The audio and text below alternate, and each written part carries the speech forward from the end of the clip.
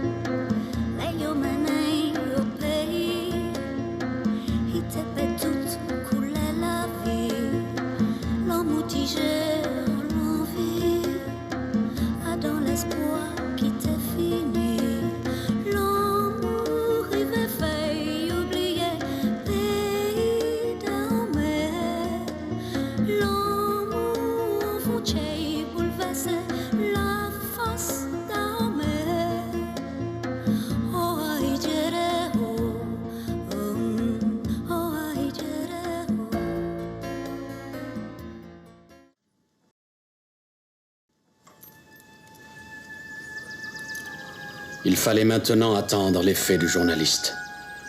Adam Dejan pensait qu'il valait mieux nous enfuir. Mais moi, je savais bien que je ne m'étais pas trompé, Wanilo. J'ai eu raison de me servir dans mon combat du pouvoir de l'écriture et de l'impact formidable des journaux. Merci. Merci de m'avoir laissé apprendre l'écriture. Que ça te serve pour le Dahomey. C'est une des meilleures armes dont tu disposes. Les miennes m'ont conduit vers la haine et le sang. Le combat aurait-il changé? Non, c'est le champ de bataille qui a changé. Je me suis rendu compte que la parole et les rites des ancêtres n'apportent pas toujours toutes les réponses dont nous avons besoin. Il faut que nous apprenions à regarder le monde d'une autre manière. Alors, cette scène est assez particulière dans le sens où nous avons le roi du Dahomey qui se retrouve effectivement en exil et qui parle avec son fils Wanilo et qui lui donne sa vision du combat à mener. Le problème, selon moi, est qu'il y a une forme de rejet de l'ancestralité, une forme de rejet du combat qu'il a mené autrefois. En quoi il a mené un combat qu'il a mené plus vers la haine et le sang que le combat que mènent les Européens. D'accord? C'est le même type de combat jusqu'à aujourd'hui. C'est bien la violence physique et directe qui mène la danse. Donc le combat journalistique, certes, est une possibilité pour lui par rapport à la condition qu'il vit, mais bon, le combat réel par les armes reste d'actualité encore, même en 2023. C'est grave de dire que la parole et les rites n'apportent pas tout ce dont on a besoin, puisque ce sont des éléments constitutifs de la culture nègre.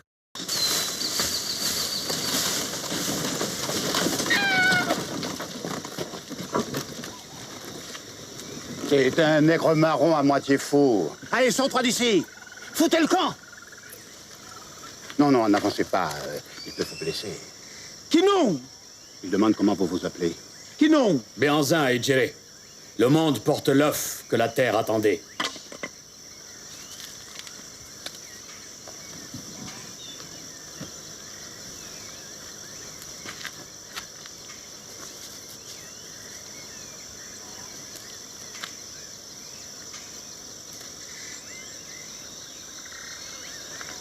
Béanzin est arrivé.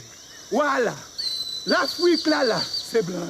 Il dit que Béanzin Djéré est arrivé. Tous les Blancs vont mourir. Voilà. L'Afrique là, c'est blanc. Vous êtes sûr que c'est un nègre marron? C'est un de vos guerriers? Guerrier. C'était plus facile de marronner que de rester sur place dans les Shonkan et d'affronter les Blancs. Comment ont-ils pu en arriver là? Ils n'avaient pas de champ de bataille. Ils se cognaient contre la mer. Pourquoi vos guerriers ne se sont pas battus pour eux? Mais nous ne sommes pas des Zoulous. Que faisiez-vous de vos chaînes? Fallait rentrer dans sa tête. Il n'y a pas de chaîne dans les têtes. Cette scène est très significative puisque nous avons un nègre marron, un acteur qui représente la figure du nègre marron qui, effectivement, est le nègre qui sortait des habitations, qui fuyait les habitations et ne restait pas sous le joug du colon. Souvent, ces personnes menaient des combats pour libérer les autres, etc. Là, dans ce film, nous avons le geôlier qui présente le nègre marron comme un lâche. Pour lui, il était préférable d'affronter le maître, alors que finalement, il s'agissait surtout de le servir. Pour lui, il s'agissait plus d'être aux côtés du maître que, effectivement, fuir à travers la liberté qu'offrait le marronnage. Donc déjà, ça, c'est assez particulier. Et lui, le nègre marron, voit en la figure de Béanzin un espoir. C'est-à-dire, au lieu de le voir comme un roi déchu, il le voit comme l'espoir d'un renouveau nègre, d'une grandeur nègre possible. Je croyais que vous ne parliez pas le français. Je parle le français. Mais un roi dahoméen ne s'adresse jamais directement à quelqu'un. Il n'est pas de ce monde. Et personne ne doit le voir manger, boire, rire ou pleurer. Sa parole ne devient humaine que par l'intermédiaire de son interprète. Mais c'est fini tout ça. Vous n'êtes plus roi. Et le Dahomey, c'est loin même. Non. Ce qui a été noué par la loi des ancêtres ne peut être dénoué que par la loi des ancêtres.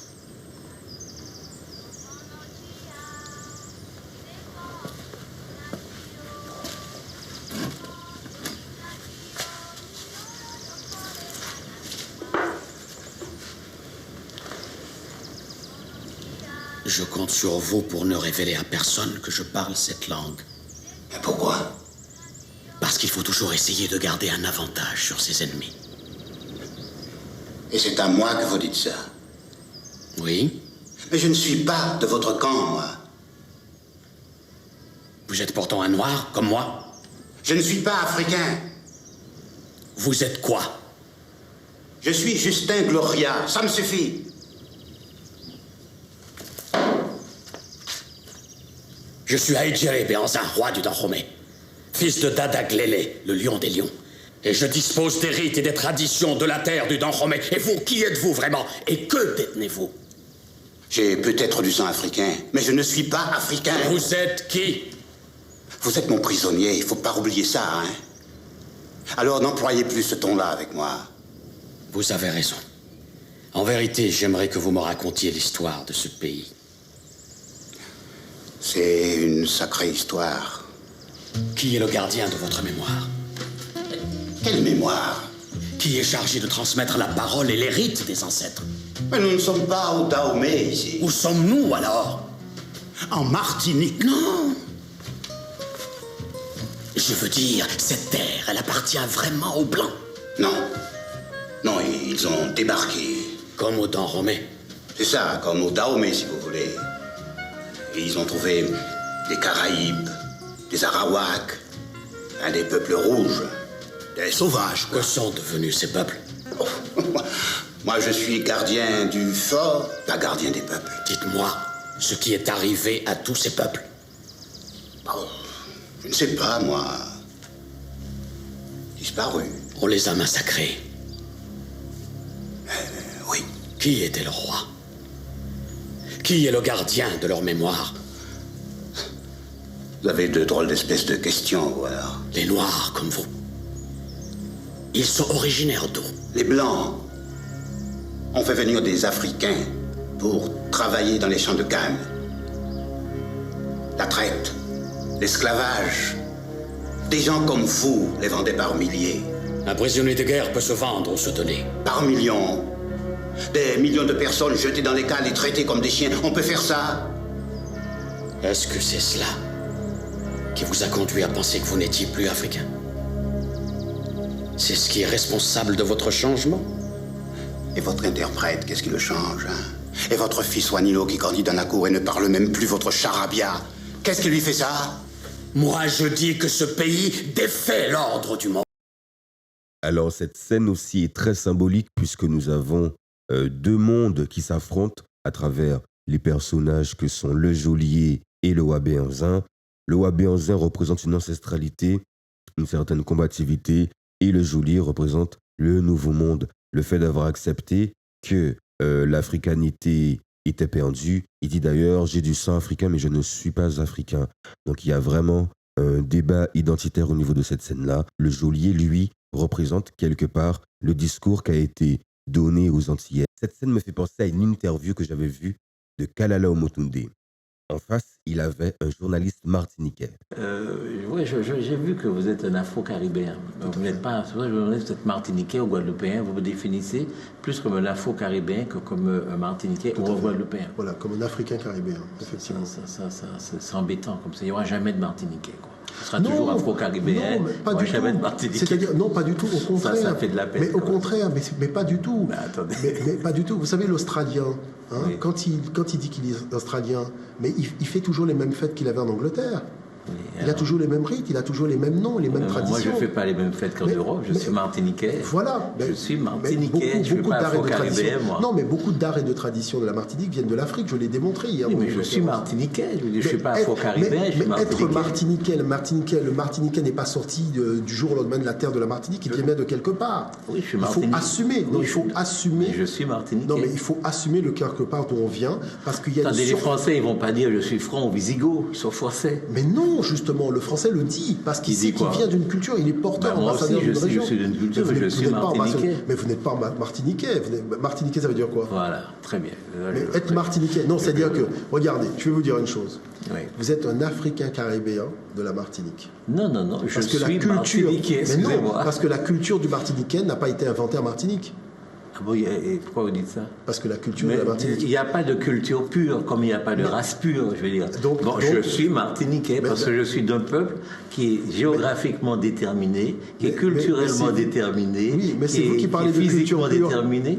Mais c'est vous qui parlez de culture. Moi, je ne parle pas de culture pure. Je dis que notre culture a des racines au niveau de l'Afrique. Forcément, ça ne m'empêche pas d'être martiniquais. Oui, donc il n'y a pas de culture pure. Je suis d'accord avec vous. Non, donc je peux être martiniquais même si ma culture vient de vous partout. je vous dis une Je suis chose, pour vous eux n'êtes à pas tous les martiniquais. souffles du monde. Je vous dis une Donc, vous n'avez chose. pas le droit de me dire que je suis pas Non, martiniquais. je vais vous Dites dire ce une que chose. vous êtes, c'est C'est-à-dire le problème. C'est-à-dire que le projet politique, Oui. oui, c'est-à-dire le projet politique, oui. Mais sur le plan du patrimoine, Oui. non, le patrimoine a des racines. Oui. Et quand on veut connaître l'originalité de la culture de la Martinique, on est obligé de voir les racines. Certainement, mais de tous les peuples, de toutes les civilisations, pas seulement martiniquais. Ça n'empêche pas aux gens de dire je suis anglais, je suis écossais, je suis français. Nous sommes martiniquais, nous sommes les seuls à être incapables de dire que les martiniquais. Non, mais l'américain, non, mais c'est fou, pas ça, l'américain qui est blanc. Oui. Il se définit comment? Il est WAPS. Non, il dit américain. Non, il dit les WAPS. Non, bah ça c'est dans un Mais autre il rapport. sait très si bien vous, d'où il si vous lui vient. demandez, je suis américain, comme le droit américain Non, mais dira, je suis américain. l'américain, quand il a construit Oui. la Maison Blanche et compagnie, il a utilisé le patrimoine culturel de quoi? De l'Europe. Oui. C'est le patrimoine culturel de l'Europe qu'il a reconstruit chez lui. On est d'accord. Bon, Ça ne l'empêche pas non, d'être où est le américain. patrimoine- Mais où le patrimoine culturel du Martiniquais, vous allez le prendre Ça en Europe? n'empêche pas d'être américain. Non, mais le patrimoine culturel des Martiniquais, vous allez le prendre où? Je suis pour eux à tous les souffles du monde. Donc je le prends partout. C'est pas un Non, problème. On peut pas bâtir une. On peut pas bâtir. Bien un sûr peuple que c'est contre comme ça que se des- bâtissent Mais toutes les non. cultures. Mais non, parce Bah, que les attendez, cultures ont c'est des évident. antécédents historiques. Il y a Oui. une signification. Quand on fait un mur comme ça, ce mur a une signification culturelle. Un mur chinois ne Oui, peut non, pas mais- être comparé à un mur indien, qui ne peut pas être comparé à un mur asiatique. Si nous, La on culture vient d'un endroit- martiniquaise Oui. existe, c'est évident. Quoi. Elle est composée par un apport indien, par un apport africain, par un apport européen. Et je suis martiniquais. Oui, mais Je suis dans la quel composante cadre de cet tout ça. apport c'est géré? Peu importe le cadre. Je Mais suis non, mais le cadre martiniquais, est mais pour peu beaucoup. importe le cadre. Certains étaient dans une maison Je sais où on pas. était en train de couper de la canne. Je ne suis pas maître du cadre. Je suis martiniquais et moi je pense que je peux m'en sortir dans ce Au monde-là. contraire, je dis mais m'entends en étant effectivement. martiniquais. Mais je vous dirais, vous irez plus vite en reconnaissant que vous êtes afro-caribéen. D'accord. Martiniquais. Excusez-moi, je suis martiniquais. Bon, Mais c'est sur ce africain désaccord fondamental. D'accord. Mais, je dirais, c'est un accord de façade, parce que moi, quand je vais vous démontrer par A plus B, justement, l'origine de la tradition de la Martinique, avec l'Afrique, les mêmes rites, les mêmes musiques, les mêmes airs, vous comprendrez pourquoi on ne peut pas dire que la Vous Martinique savez que, est vous, savez que comme vous, ça, êtes c'est pas possible. vous êtes dangereux, quoi. Mais Je veux pas dire, du tout. c'est parce que vous créez chez nous une véritable schizophrénie. Mais non, c'est parce que Mais non, vous refusez je de suis voir mar- l'évidence. Mais je suis martiniquais, Donc, point. mais- Je veux non, dire, mais c'est pas une ça. évidence, ça. Mais c'est évident. Quand le Martiniquais il sort son cas, le cas n'a pas été inventé par le Martiniquais. Attends, mais Le c'est- cas, il a bien une tradition, il vient bien de quelque part. Bien sûr. Donc étudier l'histoire du cas nous emmène à étudier les origines du cas. Maintenant, quelle est la signification que nos ancêtres donnaient au cas? Quelle est la signification qu'on donne aujourd'hui? C'est ça qui grandit le Enfin, ce Martiniquais. qui- C'est de connaître, c'est d'avoir sa culture générale sur Ce sa qui culture. m'intéresse aujourd'hui, moi personnellement, c'est de regarder devant. Mais le fait De d'être dire qu'il faut que africain n'empêche pas de regarder devant. que je domine le monde d'aujourd'hui. Et moi, Mais je comment crois vous que voulez dominer le monde d'aujourd'hui sans racines? On n'a jamais vu ça. L'ancestralité face à un nouveau monde. Il veut dominer un nouveau monde qu'il ne maîtrise pas. Un nouveau monde dans lequel il est rentré en tant qu'être servile. Et pour l'instant, il l'est encore dans le sens où il ne domine pas encore ses institutions politiques. Donc, de quel Martiniquais pouvons-nous parler? C'est à ce niveau-là que résonnait Kalala. Donc, c'est la même chose au niveau de la scène du film. À un moment, le roi dit à son geôlier qu'il est africain comme lui parce qu'ils partagent la même couleur de peau. Et le Nouveau Monde, justement, a créé une scission dans cette possibilité de se reconnaître à travers la couleur de peau par rapport au métissage culturel et biologique imposé. La situation du geôlier représente la situation de l'Antillais. Nous sommes comme prisonniers des institutions qui nous ont contrôlés et qui nous contrôlent encore. Il répond de nom Justin Gloria, et cela semble lui suffire, mais Gloria n'est pas son nom à la base. Donc ça veut dire que nous sommes vraiment dans une identité adoptive, une identité donnée à ses nés. Et à un moment, Le roi lui pose une question claire. Qui êtes-vous? Que détenez-vous? Qui est le gardien de votre mémoire? Et il se trouve que le geôlier n'a pas de réponse par rapport à cela. Parce que si en Afrique il y avait notamment les griots, pour rappeler la mémoire de tout un peuple, de toute une famille, au niveau européen, il n'y a pas cela. Et c'est pour ça qu'une fois arrivé en ville, symboliquement, il va faire écho à cette question-là, le geôlier, en lui montrant la bibliothèque Schellcher comme étant le centre de leur mémoire. Schellcher, vu comme un abolitionniste. Nous avons été dans une culture de l'oubli après l'abolition. On a été vidé pendant l'esclavage et le processus de libération a été un processus d'acculturation.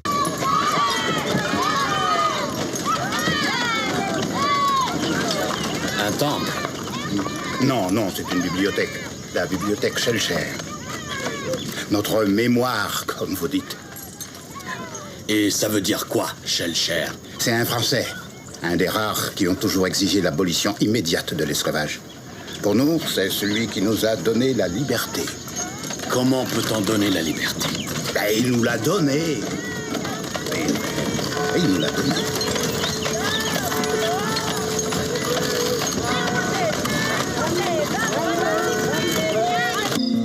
Tu penses au fou que nous avons rencontré ou à la femme? Mikpe, Tadunudea, Africa, oui, Mikpe. Adam des gens dit que bientôt nous serons tous comme ça. Il dit qu'il faut nous enfuir d'ici. Bah, oui, mais not bon, Jodo. Nous allons tous devenir fous alors. Inaleko idam.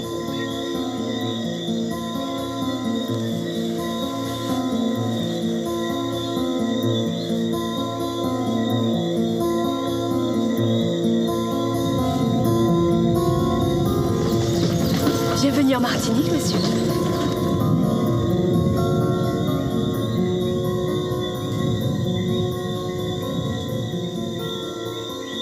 Cette femme te mange la tête. Vers Haïti est arrivé. Wanouala. L'Afrique là. Tout est blanc. Wanouala. L'Afrique là. Vers Haïti est arrivé. Sauver nous. Tout c'est blanc. Vers Haïti Si, symboliquement, la femme peut représenter une terre, ici, il n'arrive plus à avoir de désir pour ce corps, il n'arrive plus à avoir de désir pour cette terre. Et au contraire, il pense à la créole, il pense à la créolité. Et c'est ainsi qu'on nous montre qu'après la perte militaire, après la défaite militaire, le roi perd un second combat qui est celui quelque part, même s'ils ne le disent pas, la créolité est vue comme libératrice. La créolité étant vue apparemment comme plus belle, plus attirante. Walilo, elle coule dans mes veines comme le Dahomey. Le Dahomey, c'est nous. Pas une créole. Comment se battre si le maître du monde lui-même ramène l'étranger? Ton âme est prisonnière de ce qui n'est pas, de ce qui ne sera jamais le Dahomey. Cette femme ne doit pas venir ici. Wanilo, ne t'avise plus de considérer le Dahomey comme une calebasse close. Tu ne dois jamais appliquer au monde le schéma sectaire qui a constamment été utilisé par les Blancs. La recette était bonne. Ils ont gagné. Mais ils ne gagneront pas toujours. Je protégerai le Dahomey. Commence par protéger le Dahomey de cette haine qui t'aveugle, Wanilo. Je le protégerai de toi. Malgré le fait que Wanilo ait été éduqué par l'école européenne, il représente lui aussi, à côté du nègre marron, une deuxième figure consciente de certains enjeux. Il est contre la venue de cette femme créole au sein de sa famille. Il remarque ce second combat qui est perdu par son père. La dernière scène nous montre le message qu'a voulu véhiculer ce film. Nous avons la figure du nègre marron qui se sait abandonné par le roi Agéré. Il lui dit « tu m'abandonnes, tu m'abandonnes ». Et on a le roi qui part vers soi-disant son pays, puisque l'administration coloniale lui a promis de retourner chez lui. Mais c'est faux, on sait qu'il ira, on l'a vu, à Bordeaux, puis en Algérie où il mourra. Mais, ici dans cette scène, écoutez bien ce qu'il dit.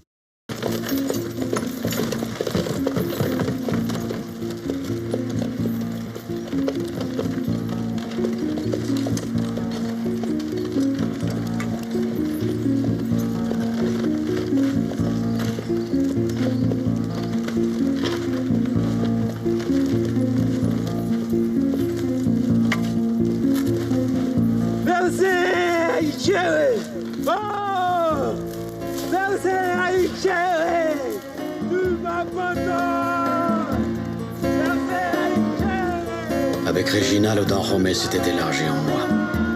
J'avais cessé d'en être prisonnier. Toutes les terres, toutes les cultures, toutes les traditions sont aujourd'hui ouvertes. Tout cela se touche désormais. Tu possèdes un pays, une culture, des ancêtres, qu'il te faut enrichir de la diversité préservée du monde. Voilà ce que j'ai compris dans ce bain de sang, de haine et de souffrance. Voilà ce que m'a laissé la brûlure de cet amour. J'ai brûlé comme savane, les couches la sang, tout fait rêver. Pas ni manière pour s'ispan, un coulant mort qui embouche les. Nous, ouais, en douleur, qu'à songer, pays d'Ahomey. Comment peut-il cesser d'être prisonnier du Dahomey s'il était roi du Dahomey?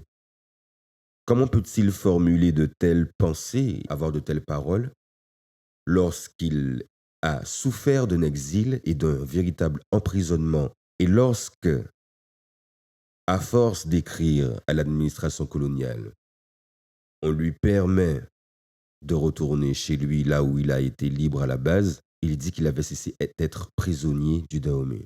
Donc voilà, il a un pays.